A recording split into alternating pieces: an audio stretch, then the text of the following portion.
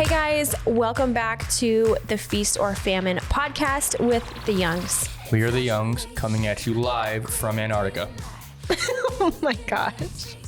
We're not actually in Antarctica. It's snowing, beautiful snowflakes today. It's quite magical down here on Main Street when it snows. 'Tis. I love it. I love it. It's like Gilmore Girls in real life.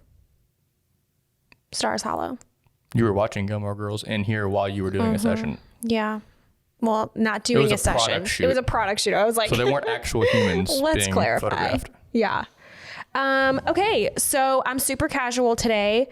Also, Feast or Famine / fashion podcast with Veronica.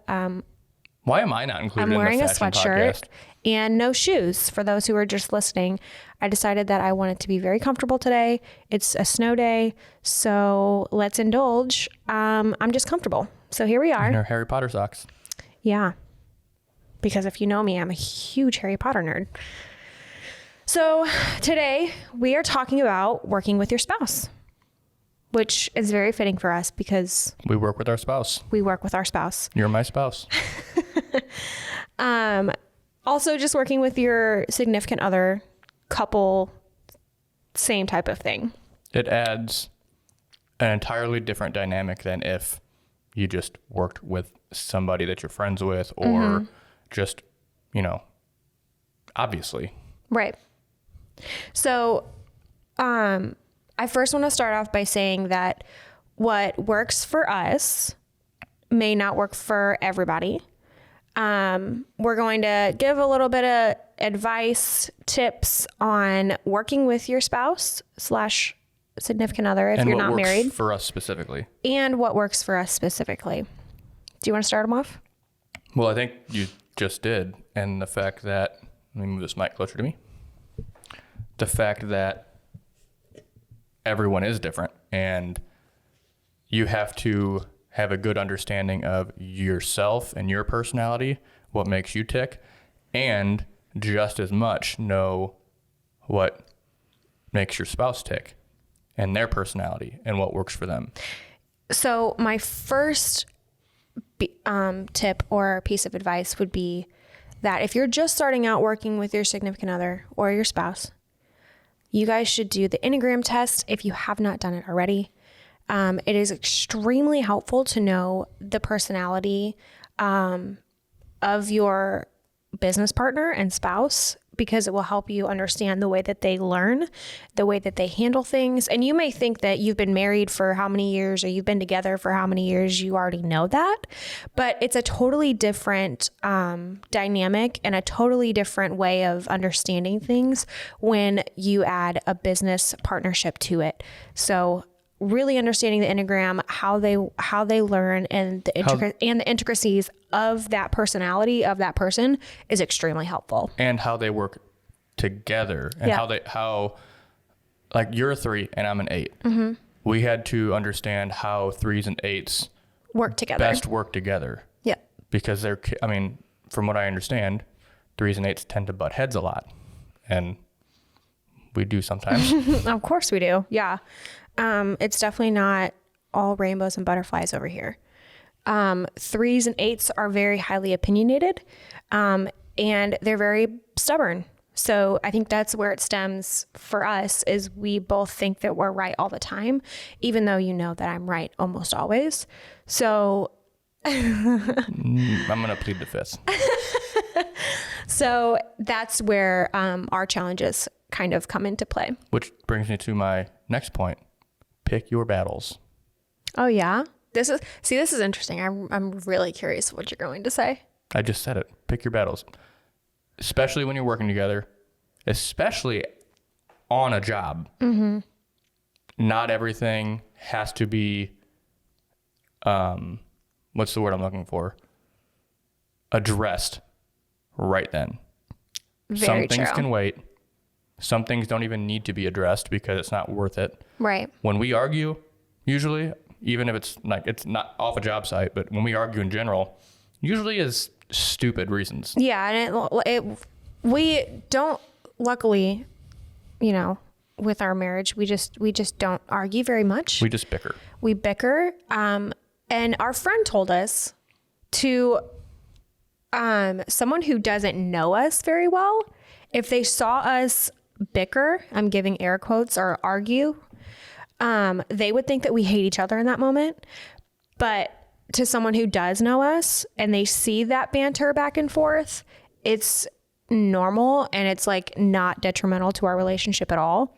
I would say when we actually argue, it's blowout. And that doesn't happen often. Like the last time that I can think of was last October, because I remember specifically when they happened, because they're that like big blowout. They're very rare. But do you remember what it was about? Because I don't remember them, nor do I remember what they're about. I don't know what they were about. Which, again, solidifies my point of probably not worth it. Right. So here's an example of, I guess, a picking your battle type of thing. So when we were first starting out working together on wedding days, wedding days are fast paced. And I was, learning to work with a videographer like constantly. I obviously in general. It was a constant new thing that I had to like change the way that I worked every single time to accommodate what Alex needed. And I had done, weddings, of course, with other videographers that weren't a part of our company. But it was just like a one-time thing here and there, every so often. So I really had to adjust the way that I did things, how I ran the wedding day, because it wasn't just about what I needed anymore. And so I tend to move really fast. And I had already been shooting weddings a little bit longer than Alex. So I was a little bit more advanced in that area of timeline, how to transition things, and just that type of thing. So I tend to move like way too quick in the early stages. And Alex would be like, okay, but like, I didn't get this and I need to get this. And, I didn't like register that, but then also like Alex would maybe just get like a little bit sassy with me on the wedding day. Mm-hmm. And then I'd be like, you need to not talk to me like that in front of our client, even though they probably didn't realize, but like, I'm so aware of it. It was more like a passive aggressive glare or something like that. Yeah. Yeah. But now we're well seasoned. We have it way figured out now.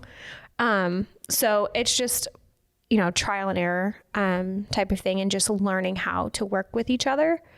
So yeah. That made me think of something, but I totally forgot. I do that a lot. We kind of took notes this time. So let me pull up my notes. Still did not take notes. And I'm proud. Big surprise there. So, that's what I thought. Okay. So another great thing that kind of goes hand in hand with knowing how each other work and how each other tick is knowing your roles within the business. Yes. And we talked about that a little bit in another podcast about like being organized and knowing every aspect of your business. Mm-hmm. But when you work with your spouse, you aren't the only one doing all these things. You split these roles. Which is a privilege. Mm-hmm. Because a lot of people who are just running their business on their own, that's a benefit of working with your spouses. Not everything is on you 100% of the time. You have a business partner that is there with you all of the time, which is a huge blessing. So thankful for you, babe, because I could not do a lot of the things that you do.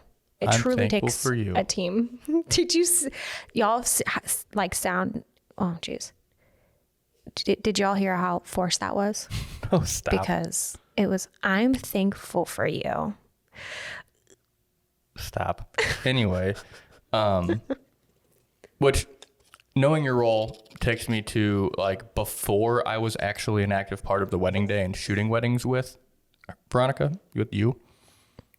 I was already well into the business. We were already working together in the business even before I was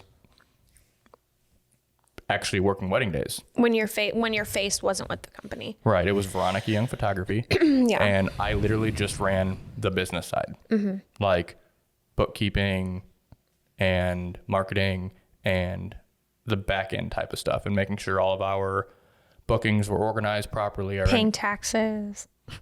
Right. I mean, I didn't do the taxes.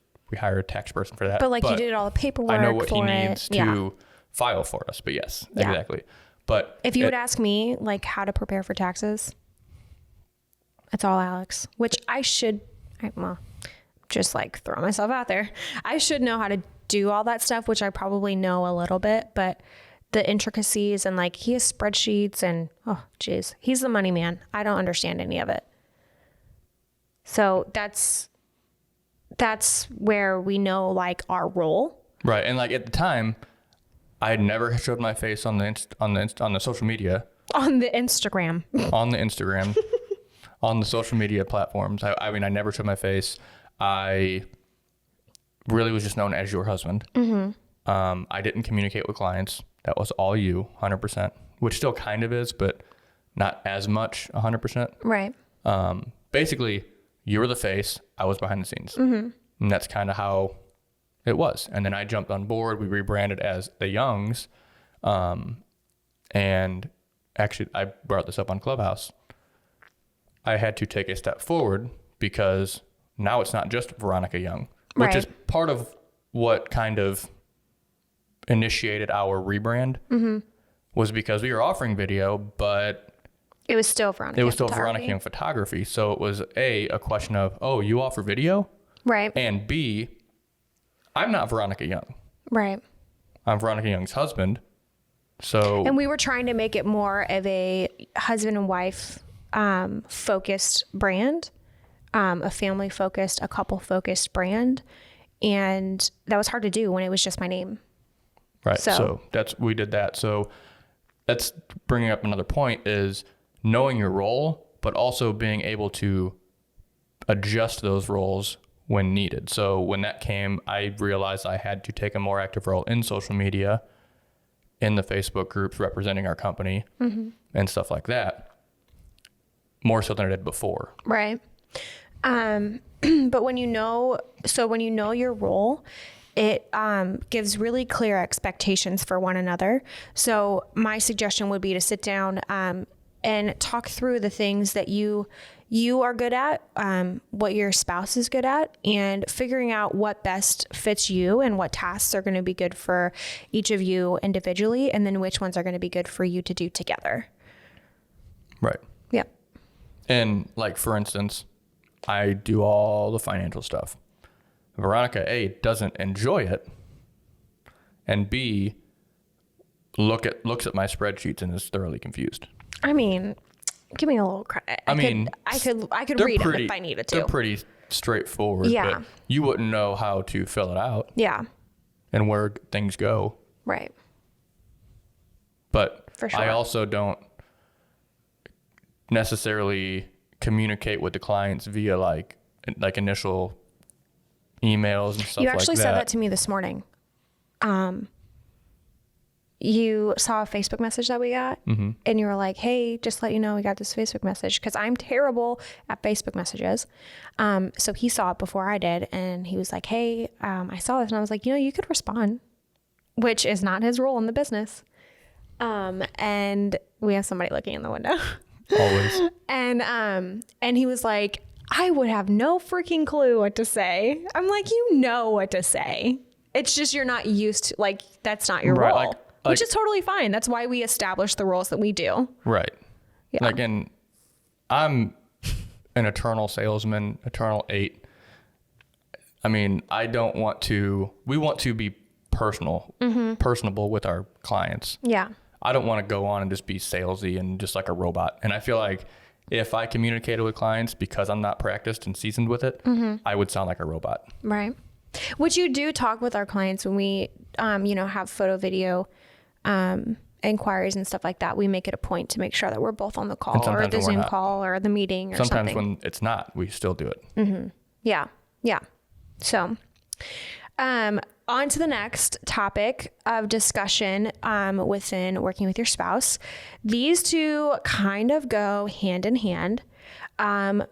Work-life balance doesn't truly exist. When you're working with your spouse. And that makes it extremely difficult to know when to shut off. Right. I mean, the way I see it is when you are working and running a business with your spouse or your significant other, your goals kind of for the business and for each other and together have to kind of line up. Mm-hmm. So with that said, the business kind of is your life together still. Yeah. So splitting them apart and quote balancing them isn't really healthy for one or a real thing. Because it's not realistic. Right. Yeah. But what is knowing those times where maybe I just shouldn't talk about business right now. Intentionality. Yeah.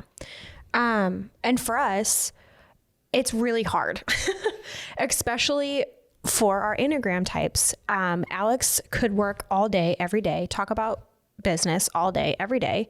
And I am a 3, so I can go super hard, work my booty off, and be in that super hard work mode, or rest really hard. I'm in that really, really hard rest mode where like I'm literally a potato and I don't want to do anything. And I'm serious about it. So, and Alex doesn't typically get that. Sometimes he does, but it's very rare. Well, and even then, like I do like my rest and I want to like be able to decompress, but decompressing for me is like, I need to sit on the couch for 30 minutes. Yeah. I'm like, I want to sit on the couch for the entire day. So, yeah, that's one of the challenges specifically for us is that, you know, I've mentioned before in previous podcasts that Alex is our idea machine. So thankful for his little mind that is so powerful and great. But they come literally so random. Like we will be walking down the street and he's like, oh my gosh, I have this great idea and I have to tell you about it right now. And I'm like, you know what? I'm just like totally not in the mood right now. So, we have really learned, when it's appropriate, I'm giving air quotes again, appropriate to talk about business and when not to. And I'm going to be totally honest and say that I like 90% of the time we're talking about the business or we're talking about new ideas or, you know, something like that. You know, we're riding in the car to dinner. We're probably talking about business or talking about something that relates to our business. And even when we've like we'll go to dinner and we will say intentionally, this is not about business. Mm-hmm. We're not talking about business. We have to like look each other in the eye and make a promise to each other. And it sounds so silly, but we actually have to do this. We have to make a promise to each other that we are going to talk about life, talk about our relationship, talk about things that are not business, to make sure that we still have that, you know, that love connection and not just the work connection. But how often do we say that and truly follow through where nothing business is talked about? Almost never. And here's why. Exactly what you just said. We want to talk about our love and our life. Mm-hmm. Guess what? We love... Our business is part of our life. Yeah. Yeah. So it's impossible to not talk about it. Mm-hmm. Now, there are things we won't do, which we try to not do, is respond to inquiries. Well, all the time. Like sometimes we're like, okay, literally we're not answering emails or questions or whatever. If a client that we already booked emails us and we're at dinner, I'm like, we can wait. We can wait until after dinner and then address it. But we are also under the mindset of the sooner we can get back to a new client, mm-hmm. a potential client, the better our odds of landing that client. Yeah. So, I mean, I would say I can think of a few times where we were actually, successful in not talking about business, but it just so happens it's like we're at dinner and we make the decision with each other that we're not going to talk about business, and then we get an inquiry. Mm-hmm. Like it's like the universe. It's saying it's not possible. It's not a thing. So like what Alex just said, you know, we have made that kind of understanding between us that if we get an inquiry, chances are, you know, I'm going to respond to it right away because that's just part of our that's part of our branding. That's some of our brand pillars, is that we like to respond to our inquiries within 5 minutes of of us receiving their email. So now that that's one of like our establishments throughout our business, it's not really it's a non-negotiable. It happens.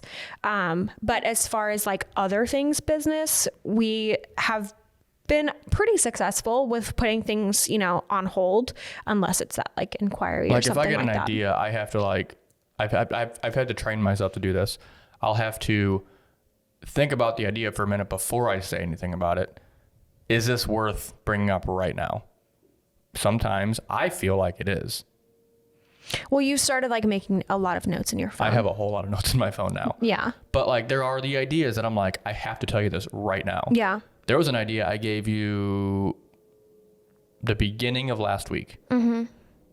And well, you had mentioned this idea several times to me, and it happened this way because of what we're talking about. Actually, it was like he would bring up this idea to me in the most inopportune times. Like I'm either working or I'm like hard rest mode. I'm like, it sounds so mean, but like, I don't want to talk. I don't want to do anything. I just want to be on my phone. I just want to chill. I want to be a vegetable. So you were in hard rest mode though. It's like, it took like a solid 4 times me bringing it up, but that 4th time, this is making me sound so bad. I saw your eyes light up. Like you actually like grasped what I was saying. Yeah. And then we sat and talked about it. Yeah. And you're like, yes, this is Yes. an amazing idea. Yes. Let's follow. Let's do what we need to do to get this done. Right.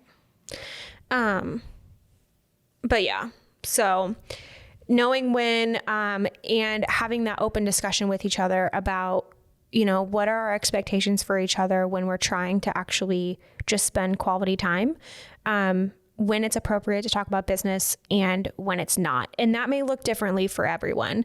And just setting those expectations like from the very get-go. We are going to Florida, in a couple weeks, and we're going to respond to emails and things like that because it's just part of our business. But we are going with no plans.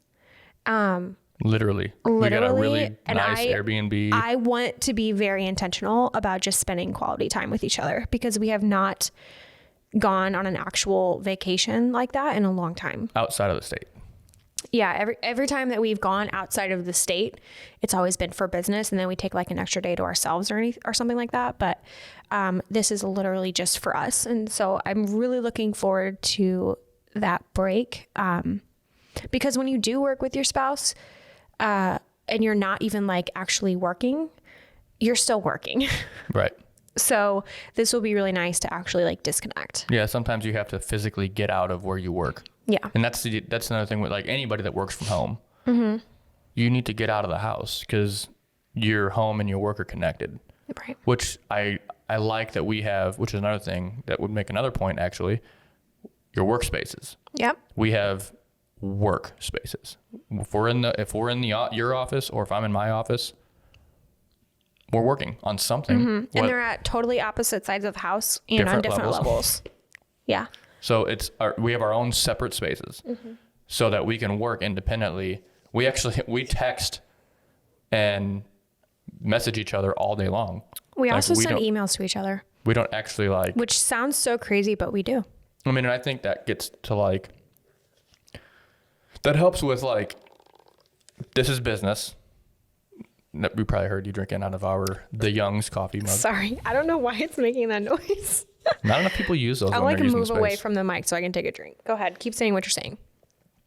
What am I saying? Oh, workspaces. So that is loud. Anyway, she's sipping on her coffee. Sorry, I might have the Young's roast coffee. I might have to take the lid off. Anyway, separate workspaces and our communication during a like actual work day, which is like Monday through Friday while we're working at home, editing or working on podcast stuff or business stuff or whatever, we will text each other, we will email each other, and that kind of helps separate like, this is business time, this is how we act with business, this is how we communicate with business. Right. And I think that helps with the break, like the separation of, let's not talk about business right now. Well, we're on the couch, so I'm not going to email you. Right.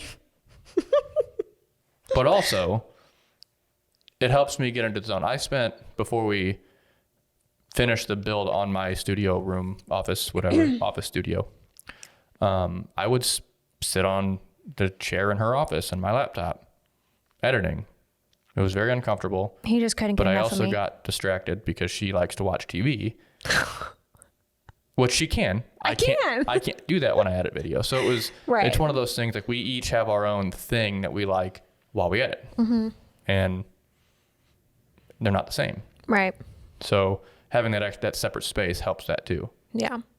It's literally like we have a routine, go to the gym, come home, shower, get ready for the day, kind of, quote again. And then we go to work, and that looks like us going to just different parts of the house. And sometimes we won't see each other for hours. Right. Like we won't see each other until lunchtime. Or we'll eat lunch at different times, and then... Or I won't eat lunch at all because I get into... That's one of my downfalls. I could go all day and just forget to eat. Or we won't see each other until dinner time, and then that's kind of like the end of our work day. And that's just what works for us. Again, that may not work for everybody else. Now, obviously, we got to talk about some of the benefits to this, like perks, I guess I would say. You know... Of working with your spouse, we have been able to be like, you know, we're working and we're actually in the middle of the workday, and I'm like, I'm just not feeling it today. Like sometimes you just have those days where you're like trying to work and it's just not working out. And so we will like spontaneously just go do something together, which is great. That's so fun. And I love days like that. Yep. So what else? I'm trying to look at the list. Oh, let's talk about like the dynamic on a wedding day and how we navigate that. Well, right. Well, you talked about that a little bit. We are a well-oiled machine by now. Mm-hmm. And it takes practice, and you're not going to know, what it looks like for your relationship and for your work relationship until you just have done it. Do it. Yeah. But that's not to say we don't have our challenges on a wedding day. Mm-hmm. But what we have just like we choose like if we're going into a wedding day and there's something personally going on with either our family or us specifically or whatever, we leave it in the car before we get out of the car. Yeah. For the day. And it's like, hey, it's like you're working at home and you're in your separate office doing work, except you get out of the car and you're doing work. Right. So it's work mode. So for me personally, it's really weird. I don't know really how to explain it other than just how I'm going to explain it right now. But I wear my emotions on my sleeve for like just average day-to-day life. If I'm upset, I'm upset. If I'm sad, I'm sad. If etc. I wear my emotions on my sleeve. I have a very expressional face. Expressional? Is that expressive? Expressive. Wow. I have very expressive face, whatever. Oh my God. I'm like drinking my coffee, y'all. Be patient with me. So people like know how I'm feeling just by looking at me. Not on a wedding day. Not on a wedding day. I do. Yes, Alex does, because he's kind of learned this about me. But for whatever reason, I can totally keep myself together on a wedding day, literally no matter what's happening. And when I say that literally anything, I mean literally anything. Not true. Not true? Why? I can think of a very specific day that we were both having, and Jake was having. Jake, our second shooter. But did our clients know? No. That's what I'm saying. That's what I'm referring to. Normally you are even fine outside of being around the client. But this specific yes, like time, towards you and like our team. Yeah. But this specific day, it's like freak out mode. I'm like, we'll be fine. And that's where my personality comes in. It works. They work really well together because I'm an eternal optimist, glass always full, not even half full. You get what you get and you work with it. Yeah. So I'm a problem solver because of that. So we hit a challenge and Veronica's like, I don't know what to do. But that's like literally the only one that I can think of, because I think that's the worst one. So I think specifically, to help them understand what we're talking. It was like a technical issues, but it wasn't just a technical issue. Well, and it was for you had a technical issue. I had a technical issue. Jake had a technical issue. Yeah. All different issues. And my issue, it wasn't even like super technical. It was something that I couldn't control. It was like the lighting in the church was absolutely horrendous. And the worst. There was really nothing that I could do, as far as like my camera settings or positioning, like it was very restrictive. There was not much I could do about it. And I was very unhappy with how the photos looked, and I was terrified that our client was going to be so upset. She loved them. It was fine. Everything was fine. But in that moment, it was something that I couldn't control, something that I couldn't change. And that's what freaked me out. Mm-hmm. So yeah, that's just to kind of like describe that situation, which in retrospect, compared to what we have dealt with in the past, is so minuscule, and we've kept our crap together. Mm-hmm. Like we've had issues that the clients would never know about. Yeah. Yeah. Budweiser just drove down the road. And, so in regards to like me, like really keeping my stuff together, and holding myself together on wedding days, it's the way that the client sees me. They would never know that there's anything wrong with me. And in the beginning, Alex struggled with that a little bit. Like we had to have, this is kind of another topic within itself, but we kind of like had to have an uncomfortable conversation of like, hey, you really need to work on the way that you hold yourself. Like your face is telling everybody in the room right now how mad you are at me, and although you're upset or like whatever the case may be, like if I didn't like a shot or I missed a shot or something like that, yeah, like it showed on my face. Yeah And not that you shouldn't express how you're feeling, you should, but on a wedding day it's not about us, so we have to make sure that we are always serving our clients well. And no matter what we're struggling with, we just power through. And that's kind of like... we address it when we can address it. Yeah. That's kind of like my motto when something is going wrong, power through. And unfortunately, we've had several experiences with that. Yeah. For example, when my dad was in the hospital, I knew what was happening.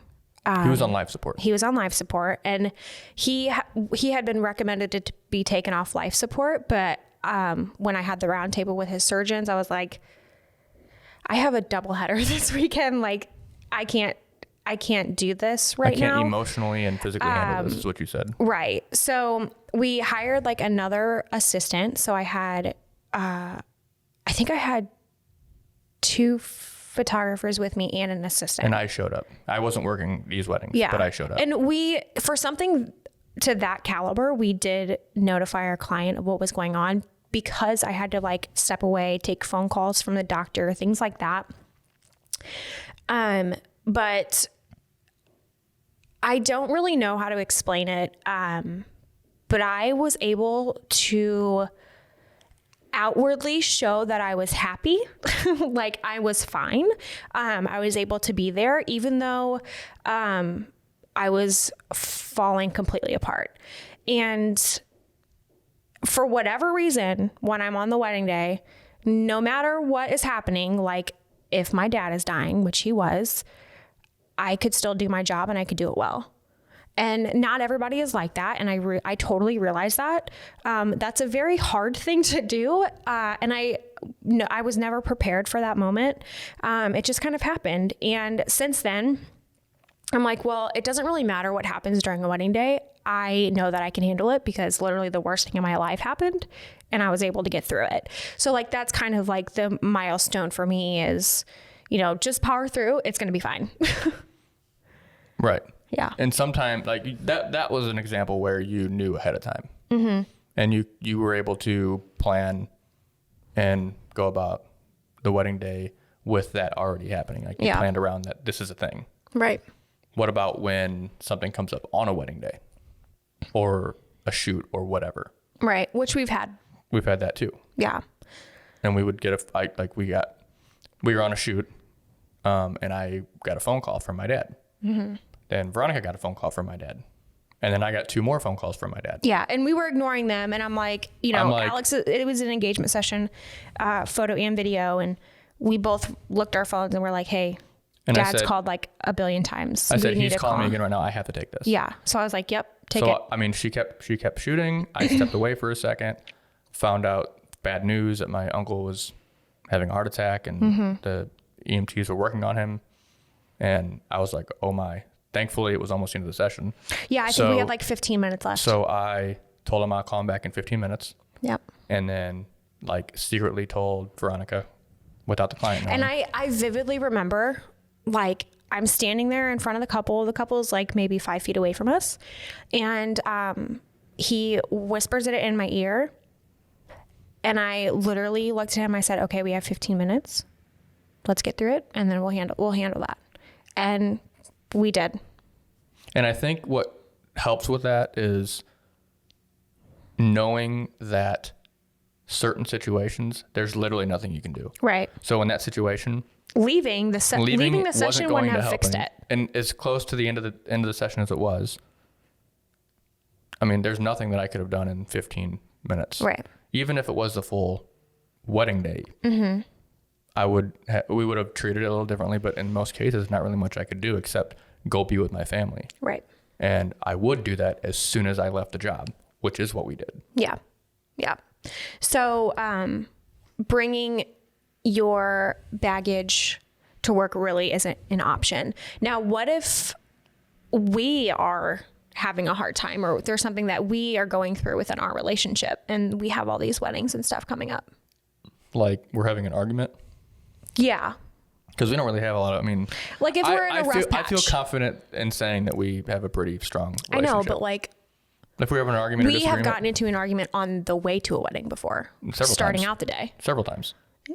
Yeah. And I honestly think that just comes from the stress of preparing for the day and then making sure all of your gear was actually charged, that you charged, and that you actually loaded it all into the car. Right. And just all these things going through your head as a checklist. And then something said, and then it just tensions are already there. Yeah. But I don't even know. It's like a subconscious thing now that we do. As soon as we get out of the car, it's like nothing. It doesn't exist. Yep. And we don't allow it to exist because we're there for one reason. It's to serve our couple and our clients, well, and whatever we're dealing with between the two of us is non-existent in that moment. And that's where it becomes, Alex is my partner, my business partner, my work partner. Yes, of course he's my husband, but in that moment, I'm not thinking about him as my husband. I'm treating him with respect. And we are going to work well together because that's how you should work with your business partner. Exactly. And it helps that we also always have seconds. So our seconds, as much as some of them want to be, are not family. And literally, like, I'm not kidding you guys. Literally, it's like we're arguing the entire way to the wedding, for getting ready in the beginning of the day.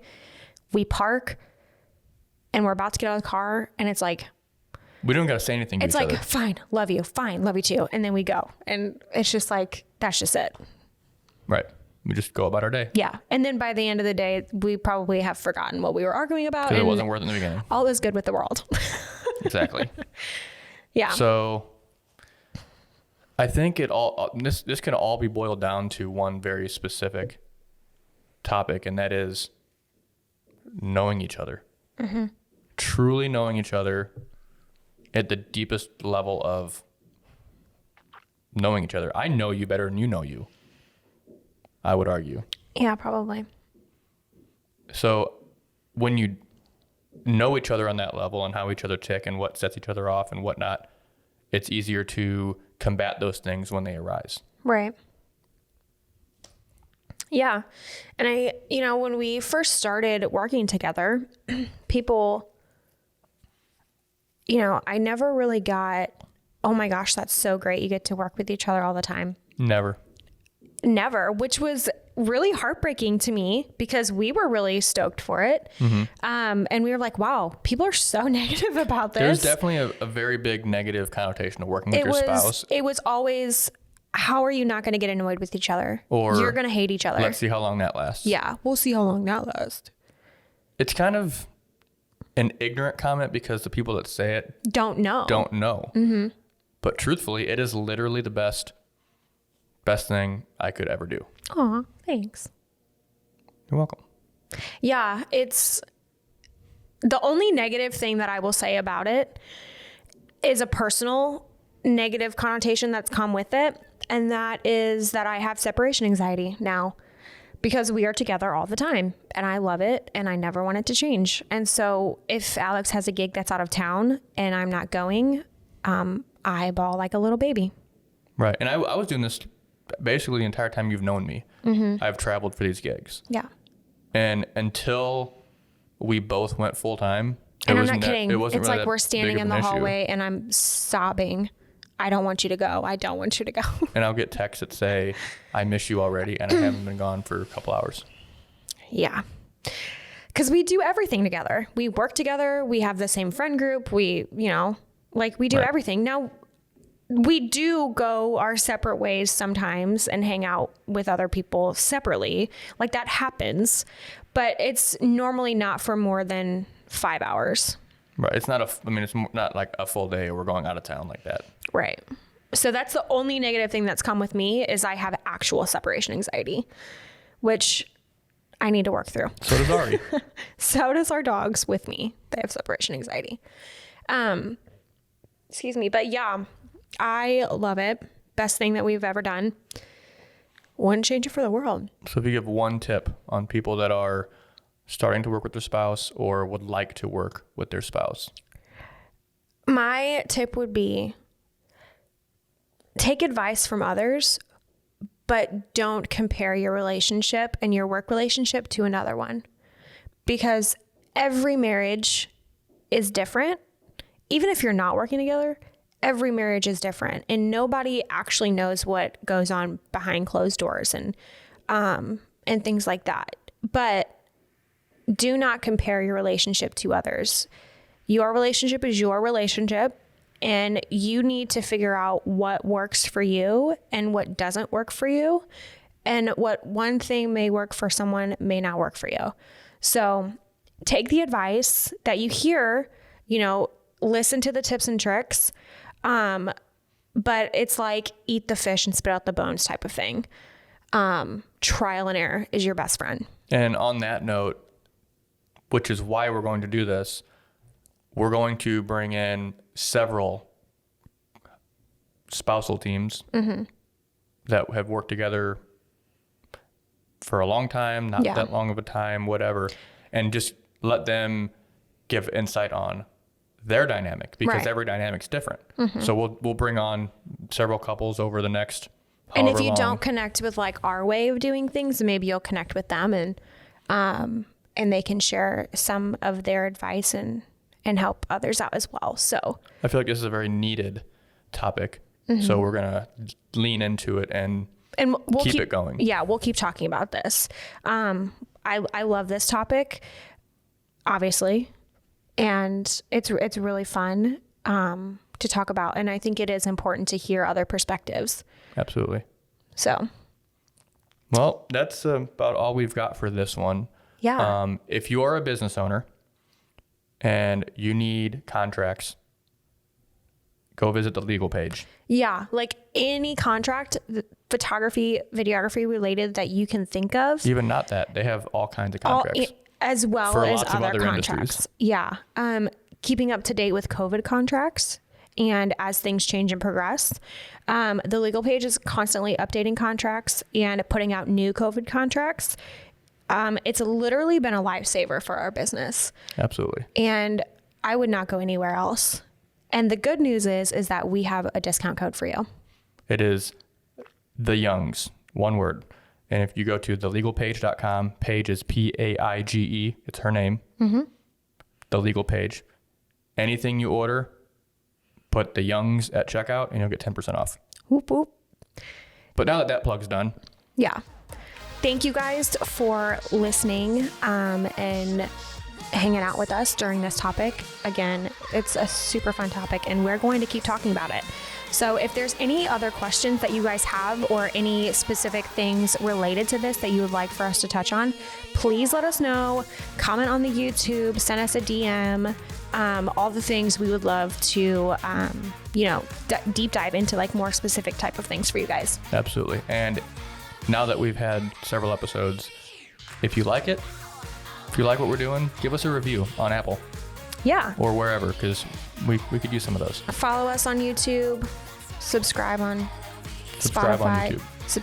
Spotify. All the things. Just do all the things. We need to come up with a closing.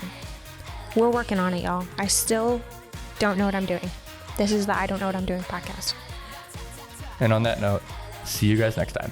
Peace.